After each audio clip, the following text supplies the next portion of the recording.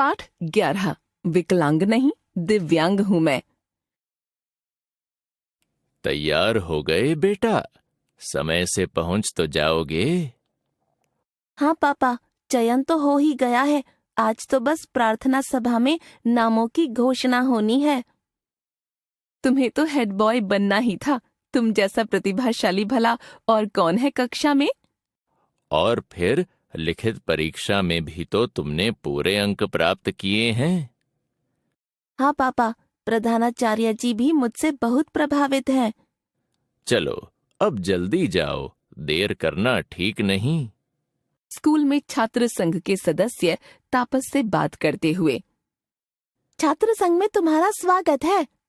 प्रधानाचार्य जी ने कहा है कि छात्र संघ के सभी पदों के लिए उम्मीदवारों के चयन का निर्णय हमें ही आपस में मिलकर करना होगा।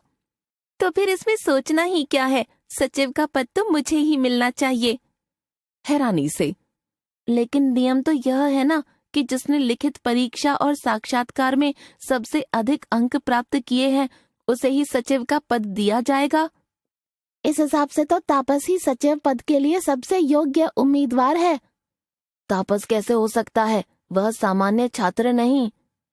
सामान्य? मैं सिर्फ एक पैर से विकलांग हूँ, मानसिक रूप से नहीं। देखो, हमें तुमसे पूरी सहानुभूति है। क्यों क्यों है सहानुभूति? न मैं बेचारा हूँ, न किसी की दया के अधीन।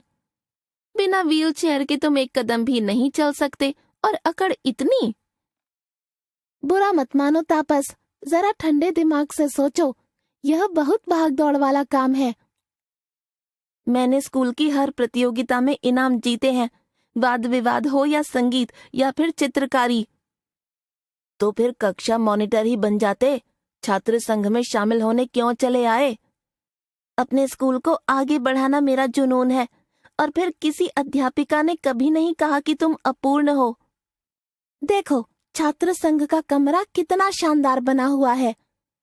इन सब के बीच तुम्हारी व्हीलचेयर कितनी बदरंग लगेगी, सोचो जरा। फिर तुम्हें निकाल थोड़े ही रहे हैं, सदस्य तो तुम रहोगे ही। इतना तो समझौता करना ही पड़ेगा। निमिष, कोई भी स्कूल उसके विद्यार्थियों की प्रतिभा और मेहनत से बड़ा बनता है, न कि उसके ऑफिस के फर्नीचर से। अध्यापिका का प्रवेश। यह क्या कह रहे हो निमिष? जिसका कोई अंग खराब हो वह शारीरिक रूप से विकलांग कहलाता है, लेकिन जिसकी सोच छोटी हो वह मानसिक रूप से विकलांग है। पर मैम, वह व्हील चेयर पर बैठकर कैसे सारे कार्यक्रमों का प्रबंध संभालेगा? यह क्या कह रहे हो आलोक? तुम सब भी तो गृह कार्य, गतिविधियों आदि को करने के लिए अपने मम्मी पापा या दोस्तों का सहारा लेते हो। प्रधानाचार्य का प्रवेश। विकलांग वह जो अन्याय सहे और अन्याय के सामने मौन रहे, समझे बच्चों? विकलांगता मेरी पहचान है और मुझे इस पर गर्व है। मैं दिव्यांग हूँ, विकलांग नहीं। जी सर, अब हम समझ गए हैं।